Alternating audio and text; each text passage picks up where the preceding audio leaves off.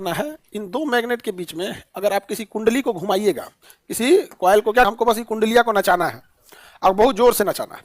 अब इसको नचाने के लिए आप जनरेटर में, तो जब पानी जाएगा ना यहाँ पे, तो इसमें डायरेक्ट पानी ऐसे नहीं छोड़ेगा। गेट ऐसा नहीं है कि फाटक की तरह गेट लगा, तो सिस्टम को आप कहीं भी रखिए, मेन तो वो नच रहा है, उससे हम किसी को भी क्या कर सकते हैं, नचा सकते हैं।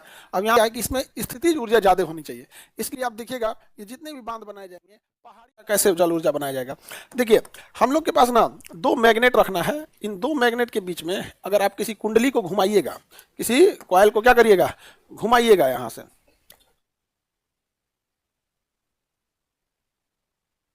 ये कुंडली हो गई, कुंडली मतलब कॉपर का एक ठो वायर। ये क्या है, मैग्नेट। मैग्नेट स्ट्रांग मैग्नेट होना चाहिए, उसके बीच में इस कुंडली को क्या करना है, नचाना है। अगर इसको ऐसे नचाइएगा तो इस चुंबक का कोई ना कोई चुंबकीय क्षेत्र होगा, चुंबकीय क्षेत्र यानी चुंबकीय फ्लक्स होगा, इसका कुछ चुंबकीय फ्लक्स होगा, इसका कुछ होगा। अगर चुंबकीय फ्लक्स के बीच में कोई कुंडली उनके फ्लक्स को काटेगी तो यहाँ क्या उत्पन्न हो जाएगा, बिजली। क्या उत्पन्न हो जाएगा, तो बिजली उत्पादित करने के लिए हमको बस ये कुंडलिया को नचाना है और बहुत जोर से नचाना है। अब इसको नचाने के लिए आप जनरेटर में लगाइए। जनरेटर क्या करता है, डीजल जलाएगा, उससे ऊर्जा बनाएगा और उसको नचाएगा।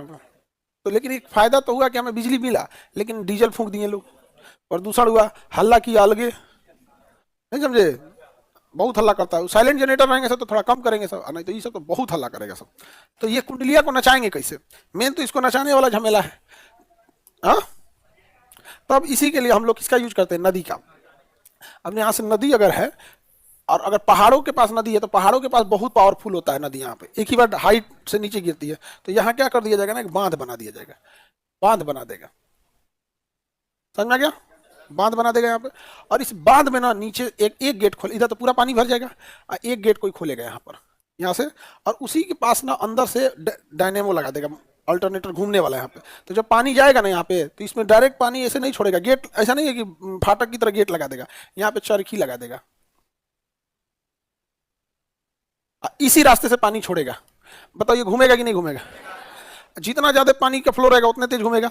सारा गेट खोल देता है, खोलबे नहीं करेगा, क्या तो सारा गेट खोल देगा, पूरा पानी चल जाएगा, पावर ही नहीं मिलेगा यहाँ पर। जब बांध खतरे का संकेत रहता है तब खोलेगा, अदरवाइज में उसको रोके रहेगा। बहुत पावरफुल होता है बांध। अब बताओ ये पंखवा नचेगा कि नहीं नचेगा, इस पंखवा नचने लगेगा तो इससे वो साफ्ट जोड़ दीजिए इधर, समझ में आ गया कि नहीं आ गया, इसको ले आकर कनेक्ट कर दीजिए इससे, नहीं समझे, यहाँ ले आके कनेक्ट कर दीजिए, यहाँ पर हो गया। तो सिस्टम को आप कहीं भी रखिए, मेन तो वो नच रहा है, उससे हम किसी को भी क्या कर सकते हैं, नचा सकते हैं। अब यहाँ से जाके कनेक्ट कर दीजिए उसको। अब इसमें इतना छोटा प्रोसेस नहीं होता है, बड़ा लंबा प्रोसेस होता है। कोर सब्जेक्ट यही रहता है कि हमें पानी को यूज रोक के और उसकी स्थितिज ऊर्जा को बढ़ा देना है, और उस स्थितिज ऊर्जा को एक ही फाटक से खोलना है। अगर दो है तो दोनों जगह लगा देगा। अगर पानी बहुत ज़्यादा है, जैसे चाइना का एक बांध है, थ्री गॉर्जियस डैम, इतना बड़ा बांध है कि अगर वो टूटा ना तो कम से कम 1-8 करोड़ लोग को लेकर डूबेगा, टूटना चाहिए। और उसका पानी है ना लगभग 3 दिन बाद फिर एंट्री करेगा इंडिया में।